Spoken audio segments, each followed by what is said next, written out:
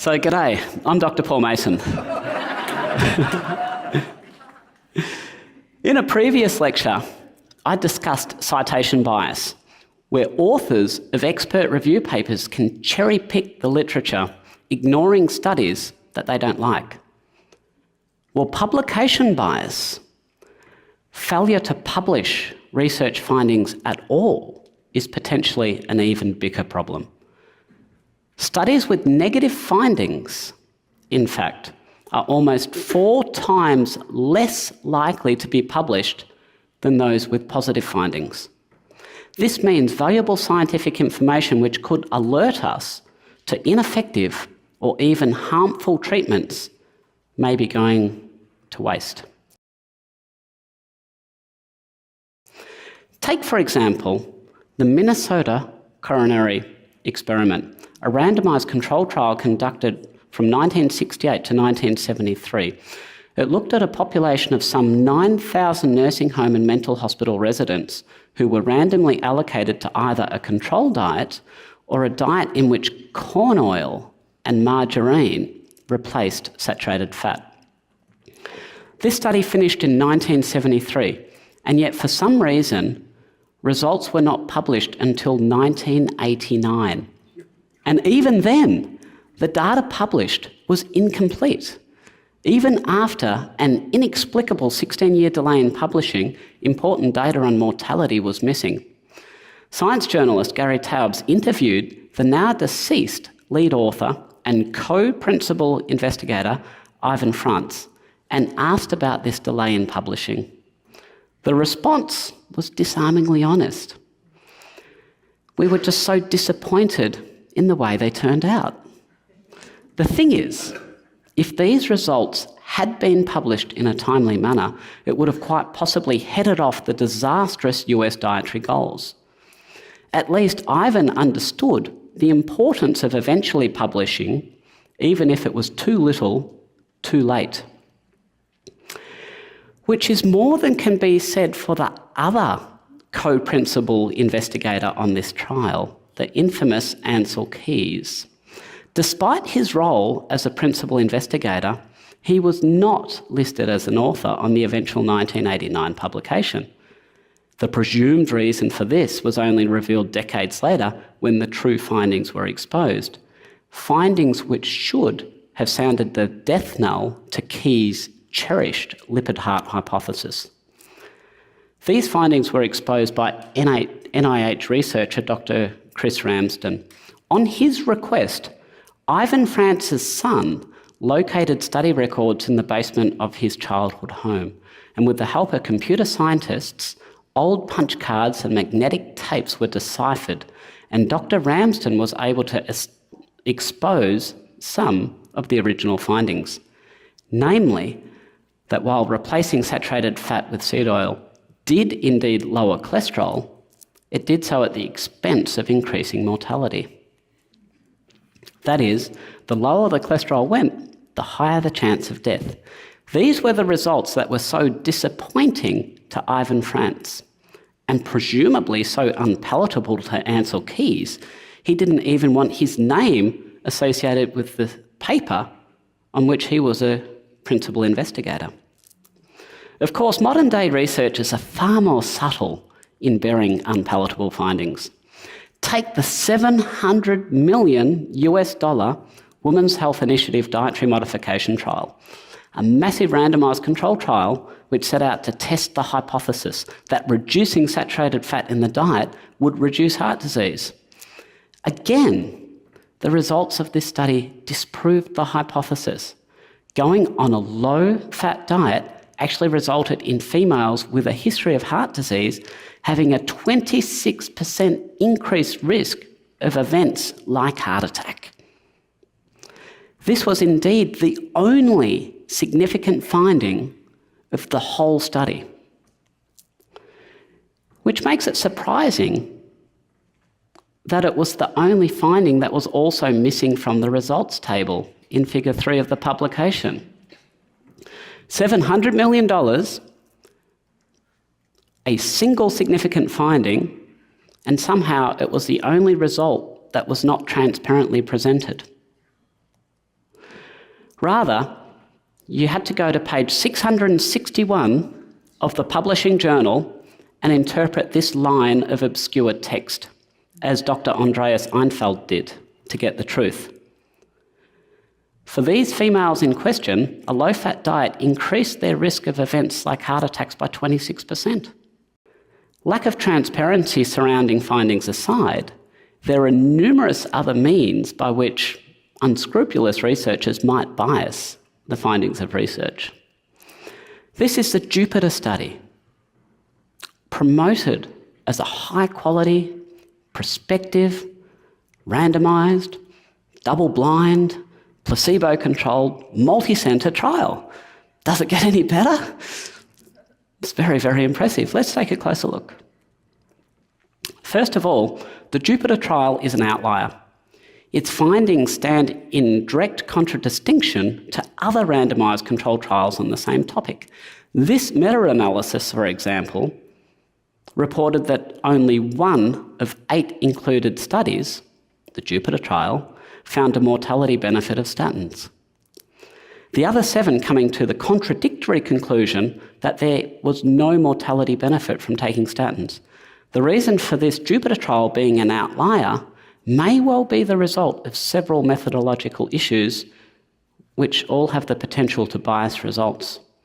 The first problem with the Jupiter trial was that the outcome measures used, and while most clinical trials of treatments for heart disease usually report results for cardiovascular mortality, the Jupiter trial did not. Instead, they used what is known as a composite endpoint, which is a mashup of several outcomes, which include cardiovascular mortality, which are all lumped together. And while cardiovascular mortality is clearly the single most important component of this mashed up endpoint, it is impossible to distinguish from the other less important outcomes, such as an episode of angina. The data is reported as a collective. This means when an improvement in the primary endpoint was reported, we really don't know if less people were dying or if they just had less episodes of chest pain. The cynic in me suggests that if mortality benefits were truly impressive, or even just significant, they would have been reported separately, which seems to be supported by this AstraZeneca application to the FDA, which stated there was no proven mortality benefit, which makes it somewhat baffling that this study is frequently cited as proving a mortality benefit. Then there's the issue of selection bias, where the study participants were curated in a way that may well have biased the findings. According to its proponents, the Jupiter trial was a study of primary prevention. That is, it was a study designed to look at the benefits of statins in a healthier population who had not had a heart attack. The key thing about a primary population being that they're meant to be healthy. Arguably, however, due to the selection criteria used in this study, the population was somewhat removed from a healthy population.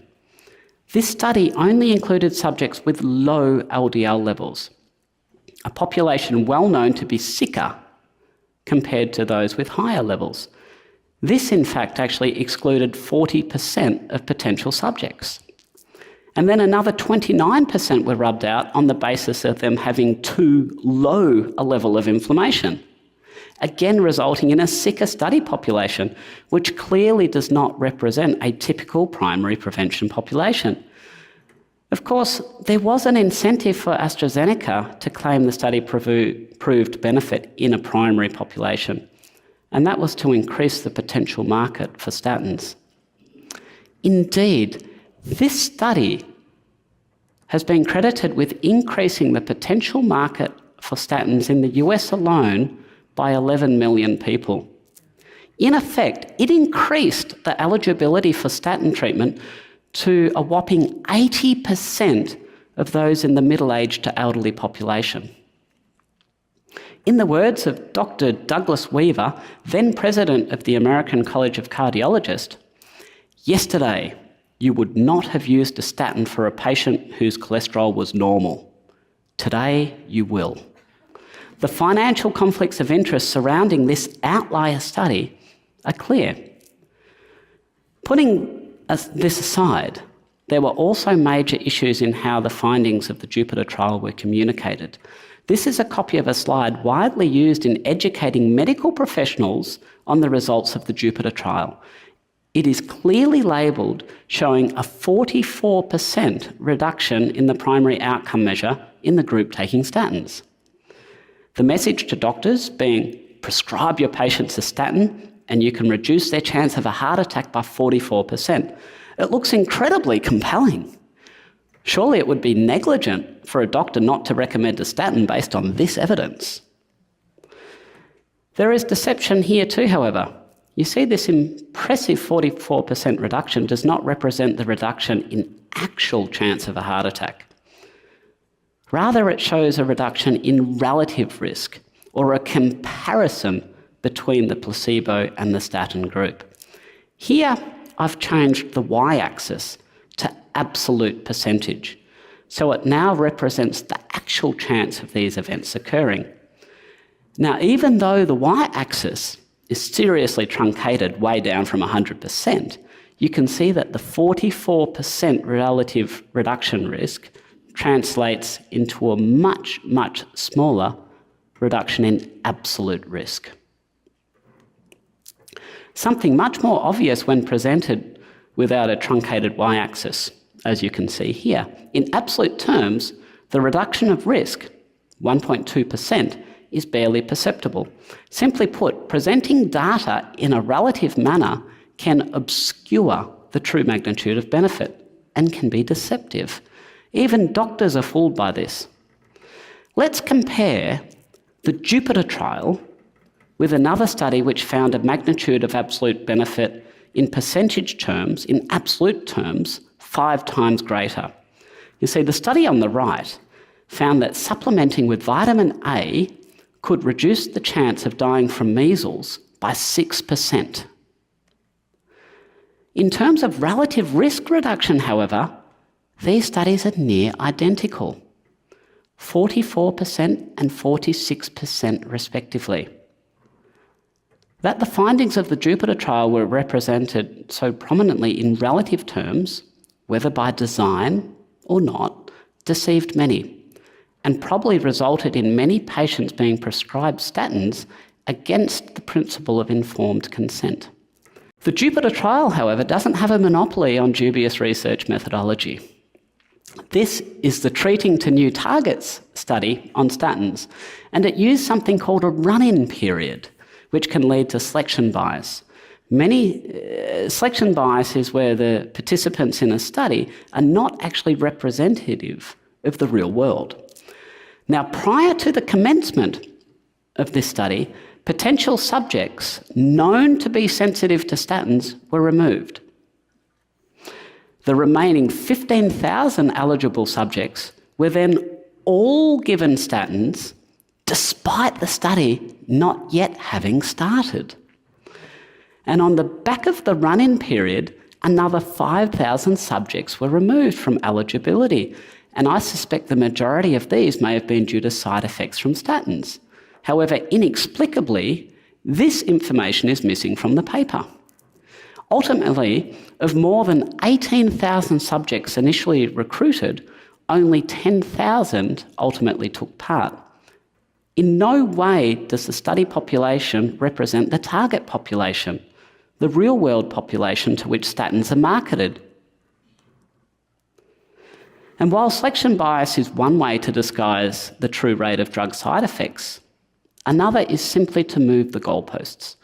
This same Treating to New Target study removed any subject with liver dysfunction from the study, and they used elevation of liver enzymes of more than 1.5 times normal as evidence of liver dysfunction. They considered if your enzymes were over 1.5 times normal, you had a problem with your liver. And yet in the same study, the Treating to New Target study, when they reported on adverse effects of statins in another paper, this threshold for liver dysfunction had changed. It was now only considered an adverse event if the liver enzymes were more than 3 times normal. No wonder then that elevations in liver enzymes due to statins were reported to be relatively uncommon. Of course, problems in research go beyond biasing results. I've already touched on the failure to publish unpalatable findings. However, the problem might be deeper than you realise.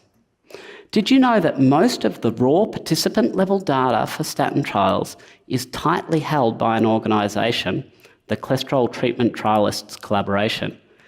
And the Cholesterol Treatment Trialists Collaboration has close pharmaceutical ties and refuses to release this data for independent scrutiny. Which begs the question, what are they trying to hide? It's behaviour like this which resulted in much pressure being applied to the drug companies for better data transparency. And so, many pharmaceutical companies have now agreed to several data sharing mechanisms. Fabulous. The trouble is these mechanisms don't seem to be working. Researchers from the Cochrane collaboration wanted to update a meta-analysis on statins, and so they submitted requests to each of these companies using the agreed-upon data-sharing mechanisms to see if they could get the data. Merck and Novartis simply didn't respond, despite multiple emails, phone calls, reaching out, didn't respond. AstraZeneca declined to provide the data due to internal company policies, despite already having agreed to the mechanisms. Bristol Myers declined on the basis that they had only agreed to disclosures of research from 2008 onwards. Pfizer claimed they didn't collect any quality of life data, which leads me to another point. Absence of evidence is not the same as evidence of absence. If you don't go looking for drug side effects, you can't claim there are none. And Daiichi Sankyo declined on the basis that statin trials were specifically excluded from data sharing agreements.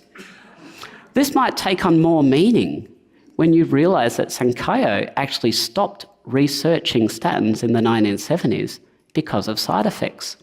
Specifically, they found that the chemical, which ultimately became the first statin on the market, caused cancer in beagles in a dose-dependent manner. Presumably, no independent scientist will ever get to see that data because on top of excluding this information from the data sharing agreement, Sankyo has also implied that this information has been destroyed. Of course, hiding data doesn't compare to publishing false data. And this is to say nothing about intent. I don't want to get in trouble. Not to say whether false data is deliberately published or not, but the fact that it is published misleads people. The outcome is the same.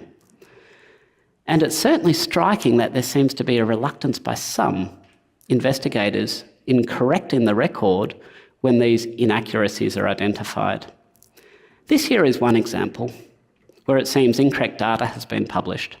This study involved a new, first-in-class cholesterol-lowering drug called evolocumab, and it concluded benefit with respect to cardiovascular outcomes. The data on which this conclusion was based, however, appears to be a little problematic. The clinical study report for evolocumab was compiled by the drug manufacturer and submitted as a part of the process of approval. And this was over 25,000 pages long. So a group of independent investigators managed to access this data through the Protecting Canadians from Unsafe Drugs Act of 2014. But this was only after being told that it could take up to 7 years to get the same data via the US FDA under the Freedom of Information Act. And when they finally did get their hands on this data, it became apparent as to why the drug company might have preferred to keep it under wraps. The first striking finding relates to the ability of this study to identify adverse events. You see, after recruitment had begun, the trial protocol was amended to exclude heart attacks, strokes, and even death from being classified as serious adverse events. Again, you literally couldn't make this up. Now, I genuinely wonder if statin trials have used similar strategies in concluding the safety of statins. Not that we're ever likely to know, given how tightly the cholesterol treatment trialist collaboration is holding on to their secret data. The major problem with the Fourier study, however, is that the independent investigators found discrepancies in how data had been coded. Specifically, data on the cause of death in study subjects. You see, on-site study investigators recorded the cause of death in any of their patients who were involved in this subject. And this assessment was obviously made with full visibility of the patient's history and medical information. Subsequently, an off-site events committee made their own assessment on the cause of death. And when the independent investigators rigorously evaluated the cause of death as adjudicated by this clinical events committee, the data that was actually used to draw the study's conclusions, they found that there was a discrepancy in 26% of cases. That is, the local investigators didn't agree with this off-site committee 26% of the time. And 26% is a large enough number to potentially skew the findings of this study. In fact, these independent investigators actually determined that the number of deaths in the evolocumab group was 133, which was higher than the 88 in the placebo group. They also suggest that had this study not been terminated early, as it was, this probably would have reached statistical significance. Which begs the question, how could such a well-resourced study staffed by numerous experts make so many errors? How could they misclassify 26% of deaths? I hope the fact that evolocumab launched with an annual cost of $14,000 doesn't have anything to do with it. At the end of the day, while those with financial interests in the outcome of research continue to hold influence over its design, conduct, and dissemination, there will remain an ever-present risk of bias. As health professionals, we have an obligation to our patients to not only be aware of these issues, but to do our utmost to discern the truth.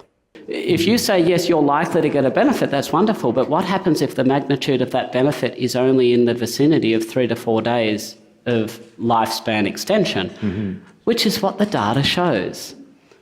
So when we've done a prospective study, when we've looked at all the research, the data that the drug companies deign that us lower beings can have access to, even when we look at that, it's not so important whether or not you might actually have reduced chance of a heart attack. People are taking these drugs because they want better quality of life. They want to live for longer. So the extent of any mortality benefit is significant. And the reality is the benefit, the extent that on average can be expected is 3 to 4 days, the difference being between primary prevention and secondary prevention. And I think that's every bit as important as to the coin flipping chance that you will actually have a benefit. Most people will say, well, if that's the average benefit, then I could care less whether it's 3% or 7%. It's not enough for me to risk the side effects of statins. Further to that, I would also like to talk about a paper which I co-authored with Ben Bickman and Dave Diamond a little while back, where we actually went through and we looked at the data from some of the large statin trials. We used their actual data, and within those studies, when we do analysis by triglyceride and HDL levels, you can actually predict which subjects are more likely to derive the benefits, however marginal, to actually derive these benefits of statins. And what it clearly shows is that people with a satisfying, a good triglyceride to HDL ratio are very vanishingly unlikely to ever get any benefit of the statins to begin with. In the real world, a doctor might prescribe 100 patients a drug, and only 60% of them are actually taking the drugs as prescribed. They might have, let's say they're taking a statin, their muscles are too sore, so they might take the statin every second day, or it might cause a bit of memory loss. Maybe they forget to take it every day. But the point is they're not taking the drug as was prescribed. So if we were to do an intention to treat analysis, and some researchers, and this is a very fair point, this is, I'm sure people would love to another minute or two on that lecture. If you analyse it to the intention to treat, then you're saying, well, let's just exclude people who didn't take it as we liked. And the big problem is that you might be excluding people who suffered side effects of that drug. That's just another way to bias the findings. So that's absolutely a good point. So the supernova trial, I don't know if that's what you're referring to particularly. This was a study on exercise performance. And the group which got the low-carb intervention, they managed to prepare the foods in such a way to completely deplete them of their normal electrolyte and nutrient mix. Like they're boiling meat, for example. I mean, this kind of stuff is just ridiculous. And absolutely, if you're having, imbalances between the group, in the supernova study, the electrolyte intake in the intervention group was even below the RDA levels, which I think is a bit nonsense to begin with. So 100%, and I mean, that could be genuine error.